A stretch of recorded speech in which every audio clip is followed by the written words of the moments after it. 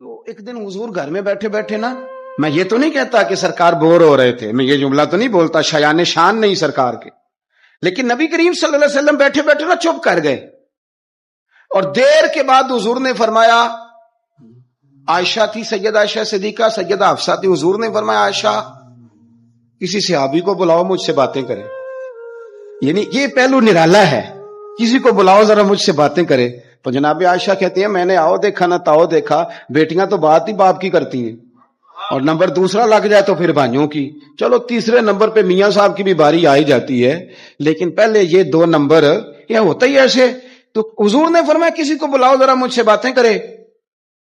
تو حضرت عائشہ صدیقہ عرض کرنے لگی حضور بلاؤں اپنے ابا جان کو، جناب صدیق اکبر کو بلاؤں؟ حضور مسکرائے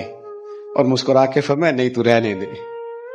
پیار بڑا ہے اس میں کوئی شک والی نہیں، تو رہنے دے۔ تو حضرت حفصہ کہتی ہیں جب حضرت عائشہ پیچھے ہٹی تو میں نے فوراً آگے بڑھ کے نہ تو عرض کی حضور میں اپنے ابا جی جناب عمر کو بلاؤں؟ تو حضور پھر مسکرائے، فرمایا ٹھیک ہے عمر بھی، پر تو مہربانی کر رہنے دے، قربان جاؤں حضرت عثمان آپ کی شان پر، کیا نصیبہ ہے۔ کہتی ہیں پھر ہم نے عرض کی حضور آپ ہی بتا دیں کس کو بلائیں؟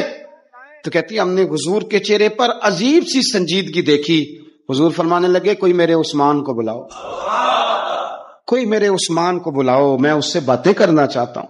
کہتی ہیں پیغام چلا گیا، عثمان آ گئے، پردہ گر گیا، بیبیاں اندر چلی گئیں، حضور نے پہلو میں بٹھا لیا، میرے نبی نے ماتھا بھی چوما، حضور نے پیار بھی کیا، اور فرمایا عثمان اس دن ثابت قدم رہنا جس دن لوگ تمہیں شہید کریں گے، عثمان اس دن ثابت قدم رہنا جس دن فتنے اٹھیں گے، اس دن ثابت قدم رہنا جب لوگ تیری قمیض اتارنا چاہیں گے جو اللہ نے تجھے پہنائی ہوگی، فرمایا اس دن ثابت قدم رہنا۔ حضرت سیدنا عثمان غنی نے آنکھ اٹھائی، ہلکے سے آنسو چمکے، عرض کی حضور آپ دعا کر دینا اللہ عثمان کی مدد فرما دے گا۔